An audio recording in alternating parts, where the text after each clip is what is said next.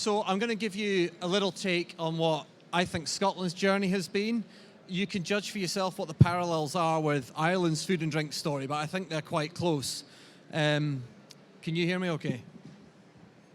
I'm going to take my eye out in that. And I'm almost legally obliged to talk about Brexit. So I'll give you a bit of a view on Brexit from the inside, I suppose, and where we might be going on that front. Many of you will know Scotland well. It's the very warm tropical part of the United Kingdom. And interestingly, the journey we've been on started with a real view of the potential we had in food and drink.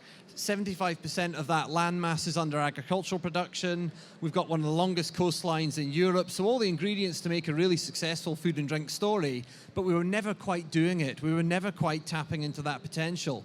And the debate over the last 5 to 10 years during the existence of my organisation is how do we build on that potential? And we've looked across the Irish Channel to here. We've looked at New Zealand. We've looked at Canada to learn how best we might do that. So if you went back a few years ago and someone said, well, Scotland's economy, what are the shining lights? You really talked about oil and gas, which is struggling at the moment, our financial services sector, which clearly had been struggling for a while. We had Silicon Glen and a really interesting electronics industry, and tourism was always part of the mix. Food and drink was not at the races. The Scottish Government had a debate about 8 years ago whether they were even going to bother focusing on food and drink in Scotland. Really, was it much of a priority? It was static. It was worth about 10 billion, but it'd been worth 10 billion for years. It really wasn't going anywhere. So we had to demonstrate that we had the potential to grow. Like many small countries, there are an awful lot of organizations trying to do things. Government, industry bodies, we are world beaters at creating organizations to work in agriculture and food and drink. What we were absolutely terrible at doing was collaborating and bringing all that together. That changed back in 2007 with the creation of the organisation I now work for, Scotland Food and Drink. An industry body not designed to take over the work that our farm union was doing, that our fishing body was doing, that our whisky association was doing, but to bring them all together. And we were all united by a belief that we could grow the value and reputation of food and drink from our country. And it has forged a new culture of collaboration, which I think is serving us very well. Our strategy in many ways was not rocket science, built on a foundation of environmental and economic sustainability. There were then 3 areas where we thought we could compete. We were never going to compete on price. If you want cheap food and an awful lot of it, don't come and talk to us. Other countries will do that way better than us. You want to talk to the South Americans, you talk to the US, they'll do large quantities of cheap food well. We're not in that game. We felt we could carve out a niche within premium markets, focusing on a moving health market, and also that whole story of provenance. And again, I think that's where there's very, very clear parallels with how I see the Irish food and drink industry positioned, particularly around that provenance piece and all the work that's happening in Origin Green. It's been a really interesting initiative for us to have a look at. There were a whole number of areas we are frankly not good enough at. We were not good enough at innovation. We were not good enough at having a culture of investment in skills and innovation. And we did not have a track record of collaboration. And if there's one thing that's changed over the time, it's that new culture of collaboration. Our view was we could create a reputation as a land of food and drink, and that was our target. An industry worth £10 billion, could we get it to grow by 65% over a decade? So where are we just now? So as John alluded to, we're on track. We've got a sector worth 14.3 billion. Actually, that figure's just been revised up last week. We're at 14.4 billion. Tellingly, though, the growth in food manufacturing in Scotland is now running at twice the rate of the UK average for the sector. So something different is happening in Scotland. Between 2008 and 2014, our manufacturing turnover grew 43% versus 21% for the average of UK food manufacturing. And I've got a few views of why that might be. So we're having a real debate just now. We're about to launch a new strategy for 2030 at the start of next year, and debating how do we do that in a world of unbelievable change. At these points, I like to turn to famous philosophers, of which Donald Rumsfeld is absolutely not one of them. However, he had that phrase, there are things we know, there are things we know we don't know, and there are things we don't know. Largely, he said, we have no earthly clue what the future holds. We really don't know where we're going. The quote I prefer, though, is this Greek philosopher whose name I will forget, and I certainly can't spell it. I think it's Copernicus, who said the only constant in life is change. So against that world of continual change, and there's a lot of debate about, well, aren't things uncertain because of Brexit? But frankly, when was the world ever certain? At any given point in time, we're in a world of uncertainty, so how do we plan for that? Don't worry about the detail of that slide. It's extraordinarily boring. All it serves to say is that clearly shopper habits are changing markedly. A few years ago, my shopping involved going to a big hypermarket and doing a fortnightly shop. And that was me done for 2 weeks. Clearly that is changing. I now get my dinner on the way home. The average Scotsman makes 279 shopping grocery trips every single year. So 4 or 5 days out of 7, we're going shopping. We're not planning 2 weeks in advance. I might get stuff for the kids, pack lunches 2 weeks in advance, but at 4 o'clock on any given day, I have no earthly idea what I'm having for dinner. I'll get that on the way home. And that's changing how shopping works. There was a reference, I think, that Paul made earlier on to the growth of Lidl and Aldi, whose market share have doubled in the UK, and that has been beautifully disruptive, I have to say, to a very cosy UK retail world. But if there are shops that are really making their effort around provenance and selling local, then it's Lidl and Aldi at the moment. So a lot of change happening. The whole food service world is changing now. If all of us are an average consumer, however you define that, we are as likely to eat breakfast out of the home as we are likely to eat dinner out of the home. That's a whole different concept for my parents, for our grandparents. If you were going out of the home to eat, it was maybe dinner every now and again in a fancy restaurant. Now it's Starbucks and we're picking up breakfast, it's porridge pots, all of this challenging as food producers the kind of products we need to be able to make in future and how that world of changing convenience. The whole health agenda clearly is picking up pace, and I find it, I have to say, a little bit bewildering. We're given health claims left, right and centre. We run a competition in our office to find the product that has the most health claims attached to it. The current winner is this Kia product here, which claims to be prebiotic, probiotic, a source of protein and fibre, a good source of calcium, no gelatin, and no gluten either. So if you want to play health claim bingo, this is your winner here. But we're bombarded with all these health messages, and how we make head or tail of that, and how we make that authentic for producers for customers is a real challenge. Because I guarantee if you go out there and ask them what's the difference between probiotic and prebiotic, no one's got a clue, but they don't care. They presume it must be good for them because it says so on the packet. Clearly the world of technology, and I'm not telling anything you don't know, the world of technology is changing at pace.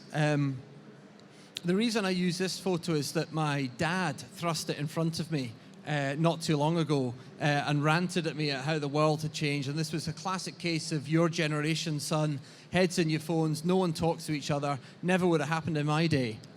Well, really?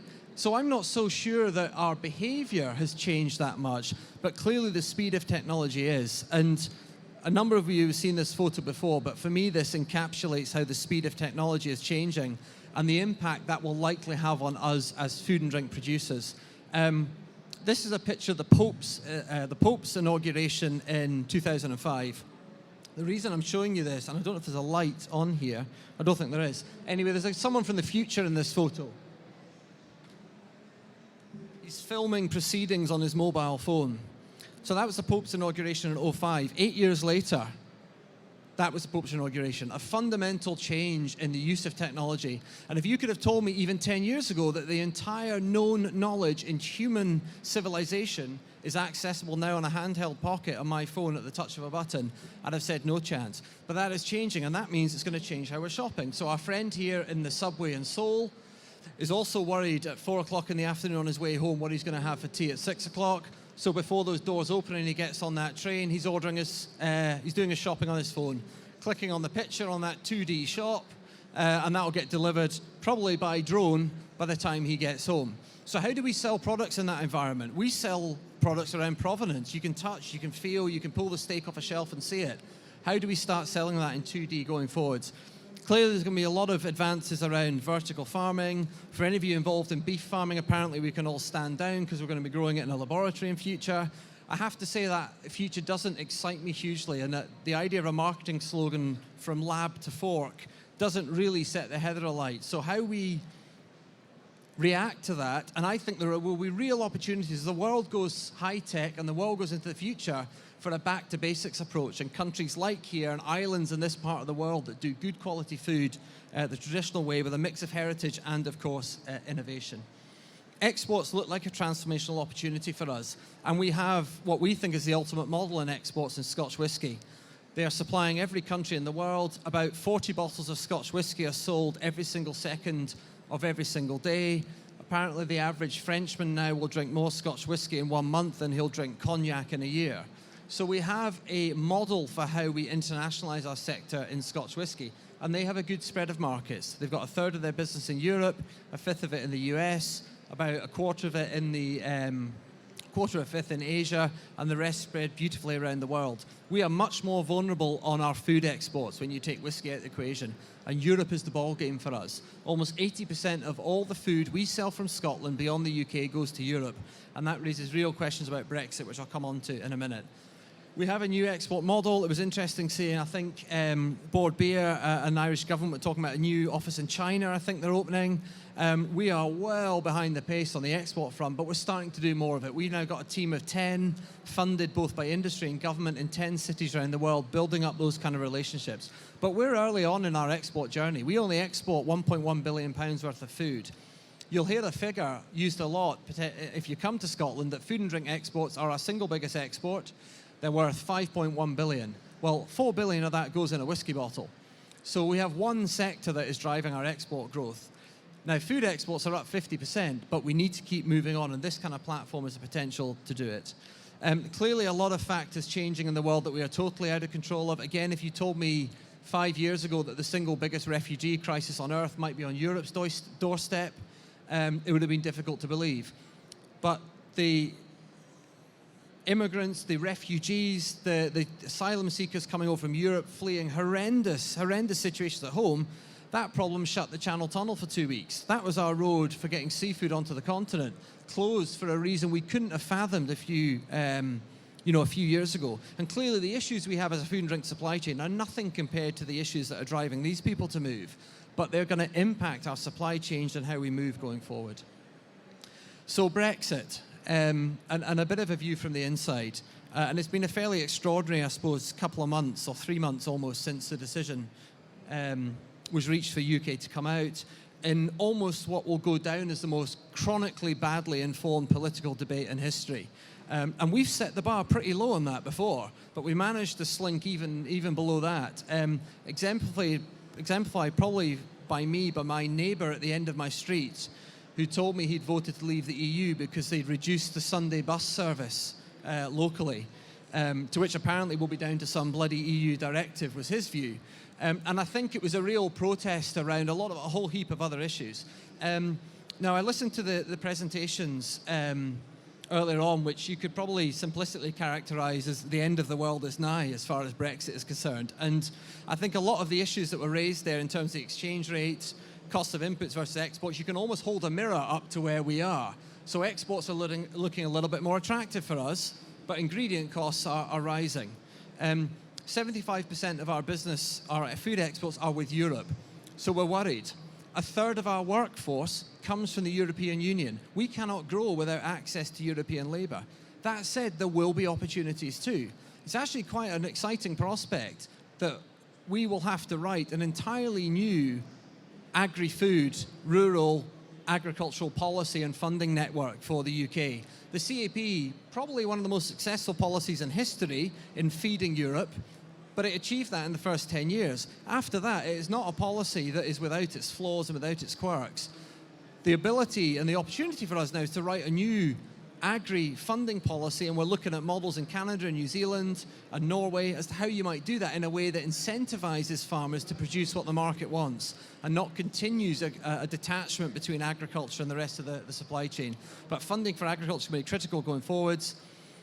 Being part of EU free trade agreements and trade deals is fantastic, and there are 53 or so that the UK are a part of. We're going to be out of them, so the future of them remains hugely uncertain.